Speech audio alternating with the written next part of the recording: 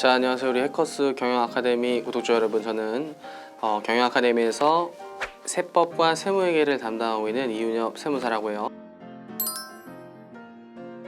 그래서 오늘은 너무 좀 딱딱한 수업보다는 특히 이제 회계학 2부 그 세무회계 수험생의 어떤 과락의 밭이라고 할 수 있는 그 최대 2차의 난적이죠. 그 과목이 주로 왜 과락이 많이 나오고 아니면 이제 점수가 왜 안 나오는지 그런 이제 컨텐츠를 좀 준비했어요. 그래서 주로 제가 그동안의 어떤 경험과 또 수험생 때의 시절을 다 떠올려 보면 세무회계가 일단 방대한 양이 있기 때문에 당연히 공부할 때가 쉽지 않은데요. 이제 1차를 합격해서 2차까지 오는 과정에서 그래도 수험생들의 공부량이 대단히 많이 있어요. 그래서 이거를 뭔가 모르거나 어려운 내용이 나와서 틀렸다, 뭐 그런 수험생도 있을 수 있지만 대부분은 그렇지 않다는 거예요.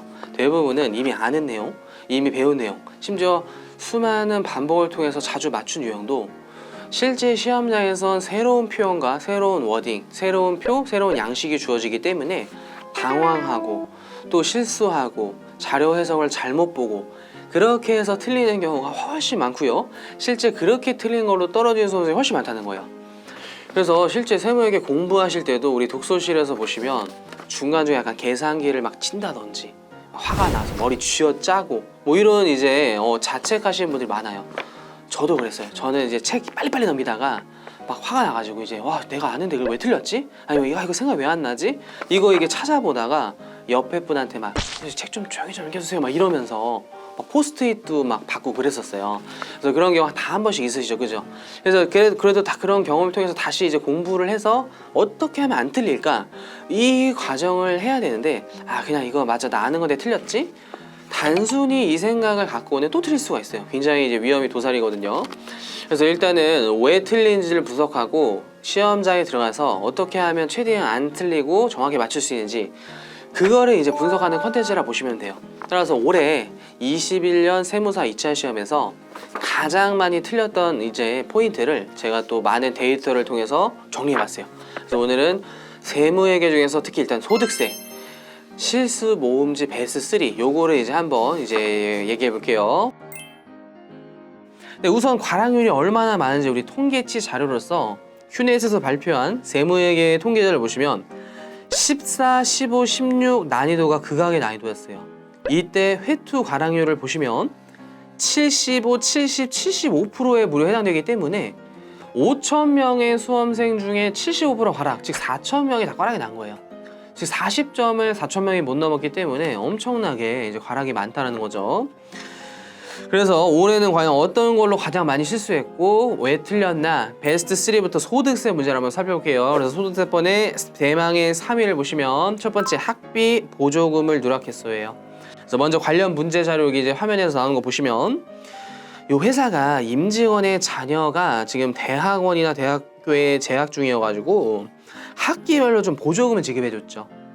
그래서 뭔가 각각 800을 수령했다라고 했는데 우선은 800만 원을 총급여액에 안 더한 수험생이 꽤 많았다는 거예요. 근데 이건 왜 틀릴까 한번 보실까요? 그래서 아래쪽에 관련 법령의 시행령 38조를 보시면 우리 근로소득에 자녀 학자금을 포함한다라고 되어 있어요. 근데 이게 비과세 학자금에 일단 있어요.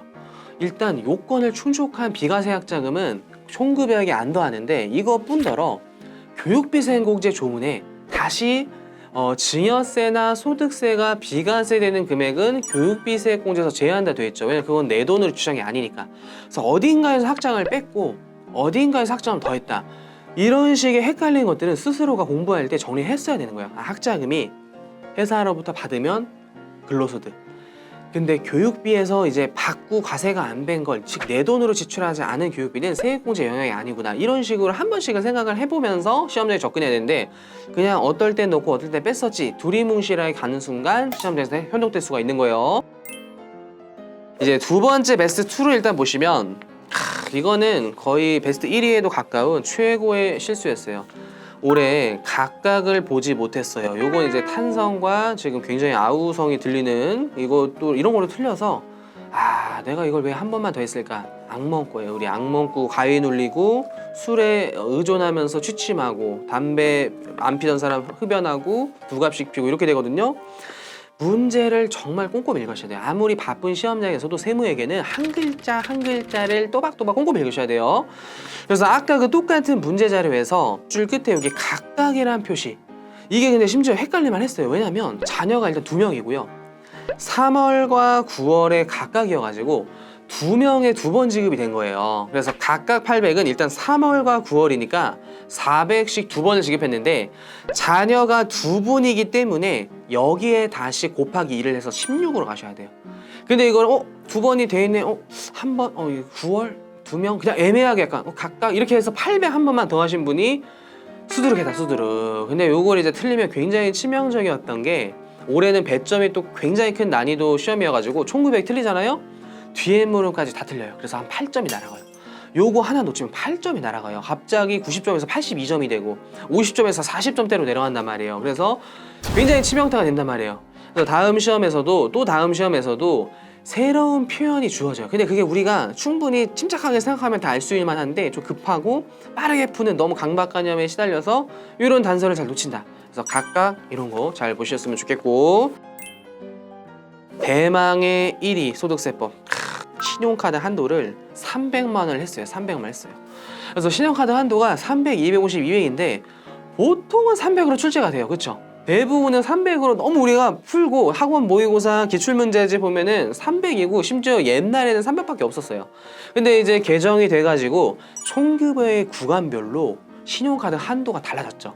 그래서 기본 한도가 250, 200 구간이 생겼는데 하도 300으로 풀다 보니까 그냥 300으로 푸는 거예요. 그래서 우리 세무회계 공부할 때는 항상 문제지만 보면 안 되고 관련 이론서를 항상 끼고, 내가 신용카드 이렇게 풀었지만 관련 조문에 내가 놓친 게 있진 않을까?